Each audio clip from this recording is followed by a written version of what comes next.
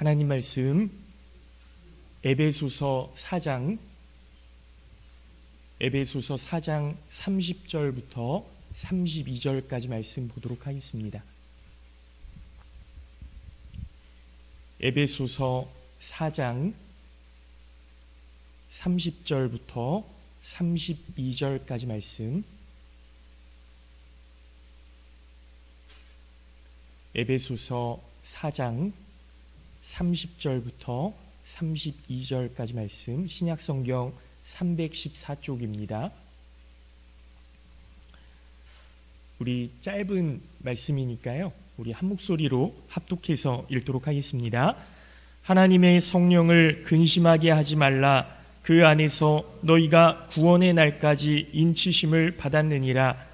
너희는 모든 악독과 노함과 분냄과 떠드는 것과 비방하는 것을 모든 악의와 함께 버리고 서로 친절하게 하며 불쌍히 여기며 서로 용서하기를 하나님이 그리스도 안에서 너희를 용서하심과 같이 하라. 아멘. 할렐루야. 네, 오늘 예배에 나오신 우리 모든 성도님들 주님의 이름으로 환영하고 축복합니다. 오늘 또 특별히 우리가 사실 매주 우리 김화자 집사님 건강 위해서 기도하고 있는데, 우리 송영식 우리 아드님하고 송순덕 따님하고 같이 예배해 주셔서 너무 감사드리고, 네, 오늘 예배가 더 은혜가 넘칠 줄로 믿습니다. 감사합니다. 지난주에 총선이 있었어요. 한국에 이제 그 국회의원을 뽑는 총선이 있었는데요. 이 총선, 제가 뭐 정치 이야기하는 거 별로 썩 좋아하지 않는데, 그 총선을 치르는 과정 속에서 참 안타까운 마음들이 있었습니다. 왜냐하면 많은 그 분들이 정치인들을 비롯해서 이제 투표하는 유권자들까지 좀 많이 분노하셨어요. 화가 많으셨어요. 많은 분들이 분노에 휩싸여 있는 모습을 보게 되었는데, 어떤 그 정치인들은 사실 정책이 있어야 되잖아요. 정책으로 그 국민들한테 이런 정책을 가지고 우리나라를 이렇게 이끌겠습니다, 그렇게 이야기해야 되는 것 아닙니까? 그런데 어떤 정책보다는 이 정권 심판해야 된다고, 여당도 역시 마찬가지죠. 저 사람들 심판해야 된다. 그러니까 서로가 서로에게 어떤 정책이나 뭐 이런 그 계획에 대해서는 이야기하지 않고, 저 사람이 나쁘다, 이 사람이 나쁘다, 이런 식의 어떤 선거가 진행이 되면서 서로 계속 그 분노를 낳고 또 그 분노가 분노를 낳게 되는 그런 모습들이 보여졌던 것 같아요. 현재 많은 전문가들이 우리 사회를 그 분노 사회다 이렇게 이야기를 합니다. 미국에서는 사실 그 총기 난사 사건이 빈번하게 벌어지고 있고요.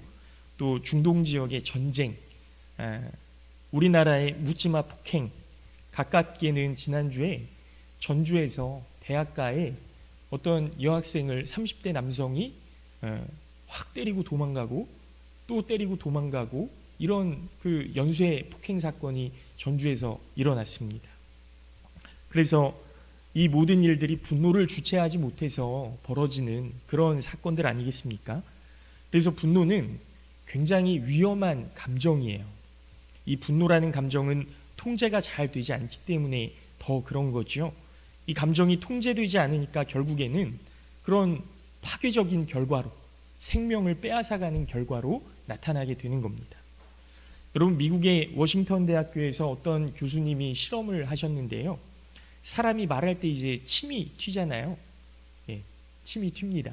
그런데 이 침을 튀어나가는 그 분비물을 이 교수님이 모아서 그 실험을 했대요. 이렇게 가만두고 보니까 그 침전물이 생기는 겁니다. 그런데 그냥 보통 아무 감정 없이 이런 그냥 그런 상태에서는 침전물이 무색이래요. 그냥 색깔이 없는 그런 그 침전물이 생긴답니다. 그런데 이 사랑에 빠졌을 때, 사랑에 빠졌을 때 나오는 침전물의 색깔은 여러분 한번 예상해 보세요. 사랑에 빠졌을 때 이 침에서 나오는 분비물 무슨 색깔일까요? 우리가 핑크빛이다 뭐 이렇게 이야기하잖아요. 사랑에 빠진 사람들 보면서, 연인들을 보면서 핑크빛 기류가 흐르는 것 같아. 그런데 실제로 그 침의 침전물을 보니까 핑크빛이더라는 거예요. 그리고 그 화가 났을 때, 분노에 휩싸였을 때 나오는 침전물의 색깔을 보니까 짙은 갈색이더랍니다. 여기서 실험이 끝난 게 아니에요. 그냥 무색이고 핑크색이고 갈색이고 여기서 끝난 게 아니고, 이 짙은 갈색의 침전물을 모아서 그 실험쥐에게 주사를 아주 소량 이렇게 놓았대요. 그랬더니 어떻게 됐을까요? 이 쥐가 몇 분 만에 죽더라는 거예요.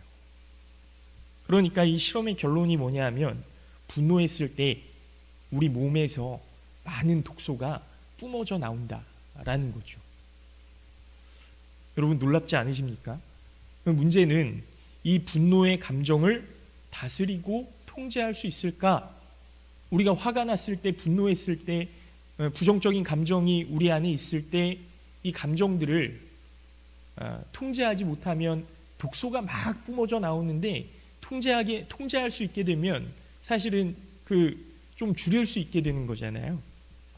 많은 심리학자들이 이 분노를 훈련을 통해서 제어할 수 있다라고 이야기를 해요. 어떻게 통제할 수 있을까? 우리가 흔히 생각하기로는 이 분노라는 감정을 통제하기 위해서는 그때그때 쌓아두지 말고 그때그때 다 이야기해야 될 것 같잖아요. 그런데요, 그렇지가 않대요. 왜냐하면 우리 뇌의 문제인데, 우리 뇌가 표준 감정이라는 게 있대요. 그 상태로 돌아가려고 한다는 거예요.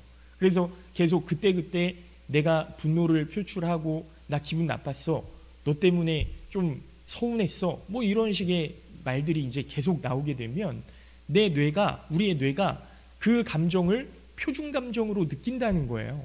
그래서 계속 화가 난 상태로 머물러 있으려고 한다라는 거죠. 이 분노는 습관이라서 계속 표현하게 되면 분노의 감정이 더 강화된다는 겁니다. 계속 화를 내는 그런 감정의 상태에 있게 되는 거죠. 우울이나 불안도 마찬가지래요.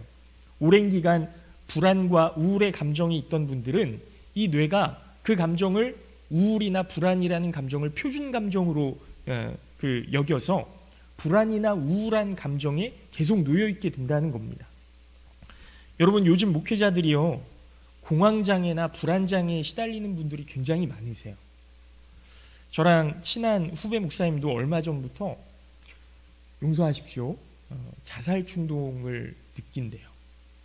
그리고 사람이 많은 곳에 가면 계속 불안해서 깜짝깜짝 놀라고 심장이 두근거리고, 그래서 아직 연락은 해보지 않았는데요, 지금 정신과 다니면서 치료를 받고 있다고 하는데 마음이 너무 아픈 거예요. 저랑 학교 같이 다니면서 친하게 지냈던 후배라, 그리고 무슨 일 있을 때마다 이제 전화하고 잘 지내시냐 안부도 묻고 뭐 이랬던 친구라서 너무 좀 안타까운 겁니다. 여러분, 목회자들도 이런 감정의 소용돌이에서 자유롭지 못한데, 하나님을 알지 못하는 사람들은 얼마나 더 많은 스트레스와 그런 우울과 분노의 감정 속에서 고통받고 있을까. 저도 마찬가지고 우리 성도님들도 마찬가지라고 생각합니다. 그런 의미에서 우리 그리스도인들의 표준 감정에 대해서 함께 말씀을 나누고 싶은데요, 우리는 예수 그리스도 안에서 살아가기를 소원하고 예수님을 닮고자 하는 사람들 아닙니까? 그러면 우리는 예수님의 삶을 닮고 예수님처럼 살기 위해서 어떤 노력을 해야 될까? 오늘 말씀을 함께 나누면서 하나님께서 기뻐하시는 우리의 모습을 회복할 수 있으시기를 바라고, 특별히 오늘 부활절 셋째 주입니다. 부활하신 예수님께서 절망했던 그 제자들에게 나타나셔서 그 오순절까지 50일 동안 계속해서 말씀해 주시고 양육해 주시고 힘을 주시고 어려운 핍박 가운데에서 승리할 수 있도록 계속 격려해 주셨던 거잖아요. 그래서 마지막에 승천하시면서 제자들에게 부탁하셨던 말씀 있지 않습니까? 너희는 가서 모든 족속을 제자로 삼아서 아버지와 아들과 성령의 이름으로 세례를 주고 내가 너희에게 분부한 모든 것을 다 지키게 하라. 볼지어다 내가 세상 끝날까지 너희와 항상 함께 있으리라. 아멘. 여러분, 이 예수님께서 절망했던 제자들에게 힘을 주셨던 것처럼 예수님으로 인해 새로운 힘과 지혜로 세상 가운데 승리하는 믿음의 사람들이 되실 수 있기를 예수님의 이름으로 축원합니다. 첫 번째로, 우리가 그리스도인으로 살면서 예수님의 감정을 품고 살기 위해서는 분노를 품고 있지 말라는 거예요. 분노를 품고 있지 말아라. 여러분, 분노하지 말라는 말씀이 아니고 분노를 마음에 품고 있지 말아라, 이 이야기예요. 오늘 본문 말씀은 아니지만 에베소서 4장 26절 27절까지 말씀, 바로 전에 있는 말씀입니다. 이 말씀을 보면 분을 내어도 죄를 짓지 말며 해가 지도록 분을 품지 말고 마귀에게 틈을 주지 말라, 이렇게 말씀하세요. 분을 내어도 분을 품지 말고. 여러분, 두 번이나 이 분노에 대한 말씀이 나오는데 사실 헬라어 원어로 보면 앞에 나오는 분과 뒤에 나오는 분이 조금 달라요. 뭐냐면 앞에 나오는 분은 약간 좀 화가 난 거예요. 뒤에 나오는 분은 어떨까요? 정말 극도로 화가 난 상태인 거예요. 점점 더 심해지는 거죠. 그 강도와 위력이 더 강해지는 겁니다. 이 분을 마음 가운데 품고 있으면 더 강한, 더 독한 이런 분으로 바뀌어지기 때문에 이 분을 마음에 품고 있지 말라는 거죠. 여러분, 오늘 본문도 동일한 의미로 말씀하시는데 모든 악독과 노함과 분냄과 떠드는 것과 비방하는 것을 모든 악의와 함께 버리고 그랬습니다. 왜 우리가 분노를 버려야 되느냐 하면 맨 앞에 나오는 이 악독이라는 단어, 악독이라는 단어는 지나간 원한을 의미하는 거예요. 지나간 원한. 아, 저 사람 옛날에 나한테 그렇게 행동했지. 이게 악독이에요.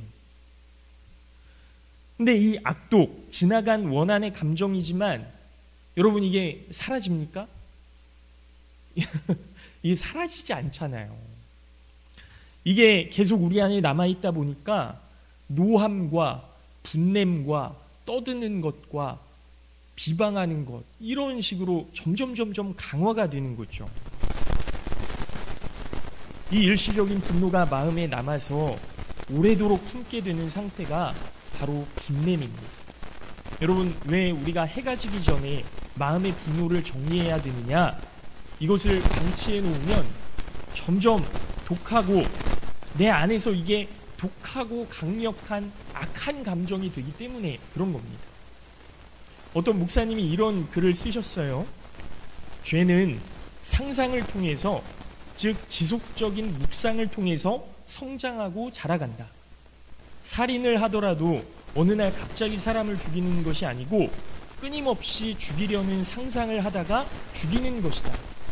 간음도 마찬가지다.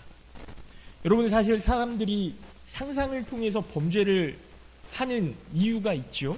왜냐하면 아무런 그 감정이 없다가 그냥 이렇게 딱 범죄를 저지르는 경우는 거의 없거든요. 계속 머릿속에서 상상을 하는 거예요. 여러분, 그 예전에 성남에서 그 칼부림 사건이 나지 않았습니까? 이 사람이 머릿속으로 계속 그런 상상을 하는 거예요. 누군가가 나를 위협한다, 나를 공격한다, 그 공격하는 사람들을 내가 처리해야 된다, 막 이런 상상을 계속 하다가 결국에는 차를 몰고 그 인도로 올라가서 사람들 막 쇼핑몰 들어가서 칼부림을 하는 이런 지경에까지 이르게 되었던 겁니다. 마음속에 끊임없이 살인에 대한 상상력이 작동이 되다가 결국에는 행동으로 탁 표출이 된 거예요. 분노도 마찬가지죠. 해가 질 때까지 분노 문제를 해결해야 된다고 우리에게 말씀하실 때 분노를 마음속에 계속 품으면 안 되는 이유는 그것이 우리 속에서 계속 상상되어지고 연습되어져서 이 울분과 분노가 점점 강력해져 가는 겁니다. 이런 인간의 기질과 성격 때문에 우리는 하나님, 나의 기질과 나의 성격을 제가 압니다. 하나님, 우리의 연약함을 제가 압니다. 이 기질과 성격을 뛰어넘어서 어떤 분노가 내 안에 자리 잡지 못하도록 하나님 역사하여 주시옵소서. 바라기는 우리 마음에 분노가 찾아올 때, 누군가가 내게 아픔을 주고 상처를 줬을 때 하나님께 기도함으로 이 분노가 마음에 오래 품어지지 않도록 은혜를 주시옵소서 기도하시는 우리 모든 성도님들 되시기를 예수님의 이름으로 축원합니다. 두 번째로, 그러니까 첫 번째는 분노를 품지 말아야 된다는 거예요. 근데 이 분노를 품지 말아야 된다는 것 내 마음대로 될 수 없으니 하나님 도와주시옵소서 기도해야 된다는 거죠.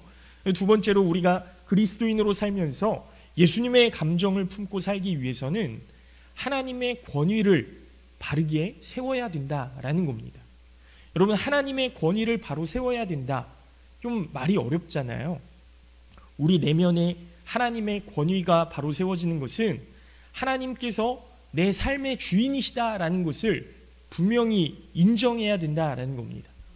여러분, 창세기 말씀을 보면요, 아담과 하와가 범죄하고 하나님과의 관계가 깨지잖아요. 이거는 우리가 원죄라고 이야기를 하는데 하나님과 인간의 관계가 깨어져 버린 거거든요.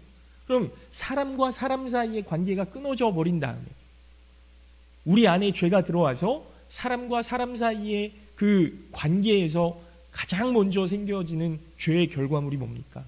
바로 가인과 아벨 사건이거든요. 너무나 잘 아시잖아요. 가인이 동생 아벨을 죽였는데요. 왜 죽였냐? 가인과 아벨이 하나님께 예배를 드렸는데 가인의 예배를 하나님이 받지 않으신 겁니다. 가인이 안색이 변해서 하나님 앞에 항의하니까요, 하나님이 이렇게 말씀하시죠. 내가 선을 행하면 어찌 낯을 들지 못하겠느냐? 선을 행하지 아니하면 죄가 문에 엎드려 있느니라. 죄가 너를 원하나 너는 죄를 다스릴지니라. 그랬습니다. 여러분, 살다 보면 가인처럼 기분이 나빠요. 이 본능이잖아요. 감정이잖아요. 본능에 의해서 안색이 변할 수도 있습니다. 저도 그런데요. 화날 수 있어요. 그러나 여기서 우리는 이 하나님의 말씀을 기억해야 되는 거예요.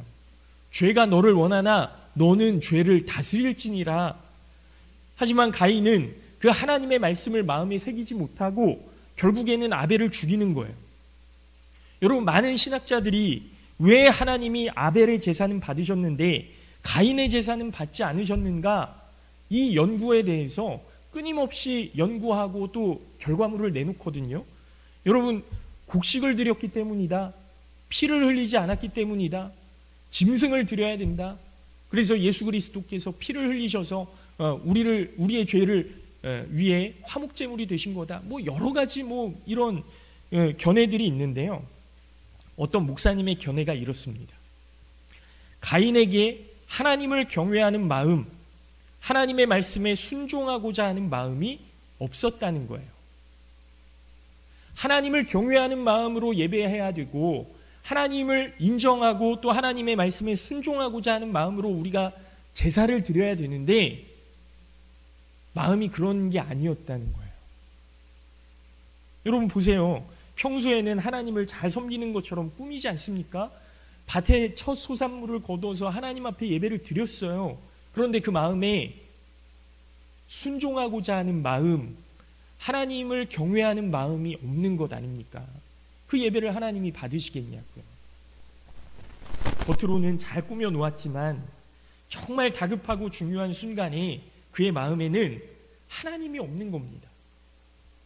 속은 여전히 사람의 본성이 하나님을 이겨버리는 거예요. 이런 사람의 예배를 어떻게 하나님이 받으시겠습니까? 사랑하는 성도 여러분, 하나님은 중심을 보시는 하나님이십니다. 화가 나고 분을 못 참는 우리의 모습을 인정하고 하나님의 도우심을 구하셔야 되는 거예요. 이게 하나님을 인정하는 것 아닙니까? 하나님께 맡겨드리십시오. 다윗이 시편에서 그렇게 기도하잖아요. 내 적들은 포로가 되고 그의 아내들은 과부가 되고 그 자식들은 고아가 되어서 유리하며 방황하며 어떻게 해요? 빌어먹게 하시옵소서. 여러분, 이게 무슨 기도입니까? 저주죠.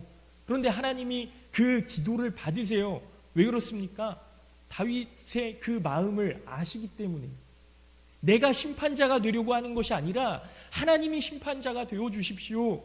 하나님, 이 감정까지도 하나님께 다 내어드립니다. 하나님이 맡아주십시오. 하나님, 저들을 벌하여 주시옵소서. 제 마음을 좀 위로해 주시옵소서. 하나님, 저를 좀 지켜주시옵소서. 그런 기도 아닙니까? 하나님을 인정하는 거죠. 바라기는 우리 모든 성도님들이 내 뜻대로 세상을 대하고 나의 감정대로 상대방을 대하는 것이 아니라 하나님의 주인 되심을 인정하시고 하나님의 뜻을 이루어 주시옵소서 기도하시며 하나님의 권위를 세워드리시는, 하나님이 정말 내 삶의 주인 되시기를 원하는 우리 모든 성도님들 되시기를 예수님의 이름으로 축원합니다. 마지막으로 우리가 참된 그리스도인으로 예수님의 마음을 품고 살기 위해서는 우리의 부정적인 감정을 통해 하나님을 경험해야 된다라는 겁니다. 여러분, 우리의 부정적인 감정을 통해 하나님을 경험한다. 조금 말이 안 되는 것 같지만요. 오늘 본문 31절, 32절 말씀을 다시 한번 제가 읽어드립니다. 너희는 모든 악독과 노함과 분냄과 떠드는 것과 비방하는 것을 모든 악의와 함께 버리고 서로 친절하게 하며 불쌍히 여기며 서로 용서하기를 하나님이 그리스도 안에서 너희를 용서하심과 같이 하라. 아멘.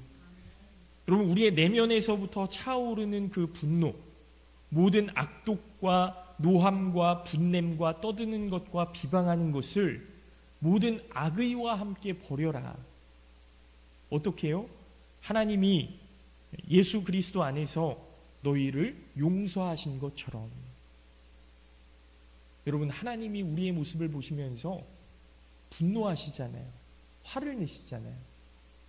언제 화내셨습니까? 노아의 때. 왜 화내셨습니까? 하나님 없이 살아서 그런 것 아닙니까? 사사시대 때, 이스라엘의 그 열왕기 시대 때 여러분 왜 화내셨습니까? 왜 예언자들을 통해서 그 이스라엘을 심판하시고 이스라엘을 그렇게 포로로 끌려가게 하셨습니까? 여호와께 돌아오라, 이 말씀 아닙니까? 하나님을 인정하고 하나님과 동행하며 살아갈 수 있는 이스라엘을 세우기 위해서 하나님께서 이스라엘에게 시험을 주셨던 것 아닙니까? 여러분, 우리도 역시 마찬가지예요. 우리 내면에서부터 차오르는 분노를 긍휼과 용서의 마음으로 바꾸려고 몸부림칠 때 하나님께서 그리스도 안에서 우리를 용서하신 것처럼 해라. 하나님이 우리를 용서하셨는데 우리가 마음에 그런 독한 마음을 품고 상대방을 대하면 그게 그리스도인의 모습이겠습니까? 그렇지 않다는 거죠. 하나님을 먼저 기억해야 한다는 겁니다. 그래서 오늘 본문 제일 처음에 나오는 말씀이 뭡니까? 하나님의 성령을 근심하게 하지 말라. 여러분, 우리가 이 분한 마음을, 악독의 마음을, 모든 악의를 마음에 품고 살아갈 때 우리는 하나님의 기쁨이 되는 것이 아니라 하나님의 근심거리가 될 수밖에 없다는 거예요. 여러분, 우리 교회가 하나 되기 위해서 기도하고 있는데요. 그리고 우리 은혜교회가 정말로 하나님께서 기뻐하시는 교회가 되어서 하나님의 일 감당할 수 있도록 위해서 기도하는데요. 여러분, 그 안에서 우리의 마음 가운데 분냄과 노함과 이런 악독이 자리 잡고 있으면 절대로 그 기도 하나님이 듣지 않으십니다. 결코 우리의 예배가 하늘에 상달될 수 없습니다. 우리는 하나님의 마음에 근심거리가 되지 말아야 합니다. 여러분, 요즘 제가 흥얼거리는 찬양이 있는데요. 사실은 이 찬양을 예전부터 처음에 딱 듣고 너무 마음에 이렇게 와닿는 거예요. 이 찬양의 가사가 그렇습니다. 보소서 주님, 나의 마음을 선한 것 하나 없습니다. 그러나 내 모든 것 주께 드립니다. 사랑으로 안으시고 날 새롭게 하소서. 주님 마음 내게 주소서. 내 아버지 주님 마음 내게 주소서. 나를 향하신 주님의 뜻이 이루어지도록 주님 마음 내게 주소서. 여러분, 하나님 앞에 간절한 기도처럼 들리는 거예요. 하나님, 제 마음을 봐주십시오. 제 안에 선한 것이 하나도 없습니다. 그러니 주님, 제 마음에 주님의 마음을 허락하여 주시옵소서. 여러분, 이러한 기도가, 이러한 찬양이, 이러한 말씀이 우리의 기도가 되어야 되지 않겠습니까? 여러분, 이 찬양이 우리의 고백이 되도록 기도하셨으면 좋겠어요. 우리 마음을 잠잠히 들여다보시면서 하나님 앞에 기도하시기 바랍니다. 우리를 사랑하시는 예수님께서 여전히 우리를 위해 중보하시고 우리가 하나님의 마음에 합한 사람이 되도록 지금도 일하고 계심을 믿으시기 바랍니다. 바라기는 우리 모든 성도님들이 주님 마음을 주시옵소서. 나의 마음 속에 있는 분과 우울과 아픔을 하나님께 모두 맡겨드리고 하나님께서 다스리시고 하나님께서 인도하시는 주님의 마음을 품고 세상 속에서 승리하는 삶을 살 수 있도록 도와주시옵소서 기도하시기 바랍니다. 그래서 우리의 삶 속에 미움과 다툼이 조절되고 하나님의 능력과 영광이 우리의 이웃들을 향해서 쏟아지는 축복의 통로가 되는 우리 모든 성도님들 되시기를 예수님의 이름으로 축원합니다. 잠깐 기도하겠습니다.